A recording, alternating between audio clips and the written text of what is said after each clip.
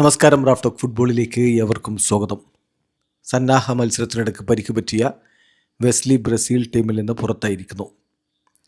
ഇന്നലെ നടന്ന ഈജിപ്തുമായിട്ടുള്ള സൗഹൃദ മത്സരത്തിനിടക്കാണ് അദ്ദേഹത്തിന് പരിക്ക് പറ്റിയത്. കളിയുടെ 15ാമത്തെ മിനിറ്റിൽ തന്നെ താരത്തെ പിൻവലിച്ചിരുന്നു.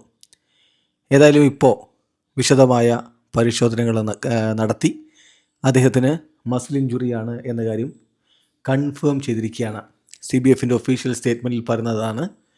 അതായത് താരം വെസ്ലിക്ക് മസിൽ ഇഞ്ചുറി കൺഫേം ചെയ്തിരിക്കുന്നത്. MRI സ്കാൻ നടത്തി അതിൽ നിന്ന് മനസ്സിലാക്കാൻ കഴിഞ്ഞിരിക്കുന്നത് അദ്ദേഹത്തിന് മസിൽ ഇഞ്ചുറിയാണ്.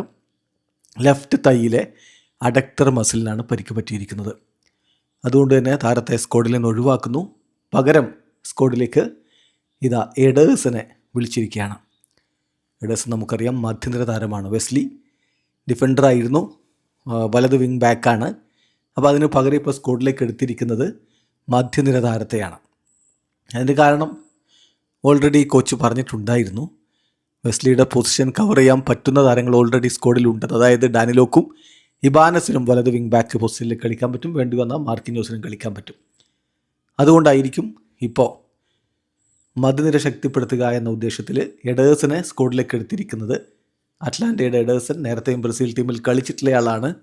ബ്രസീലിന് വേണ്ടി 3 അന്താരാഷ്ട്ര മത്സരങ്ങൾ ഓൾറെഡി കളിച്ചിട്ടുണ്ട്. ഏതായാലും മധ്യനിര താരമായിട്ടുള്ള എഡേഴ്സൺ അടുത്ത ദിവസം നാളെ തിങ്കളാഴ്ച ബ്രസീൽ സ്ക്വാഡിനോടൊപ്പം ചേരുമെന്ന് CBF ഒഫീഷ്യലി അറിയിക്കുന്നു. വീഡിയോ അവസാനിക്കുന്നു. ഫുട്ബോൾ ലോകത്തെ കൂടുതൽ വിശേഷങ്ങളുമായി റാഫ് ടോക്സ് വീഡിയോ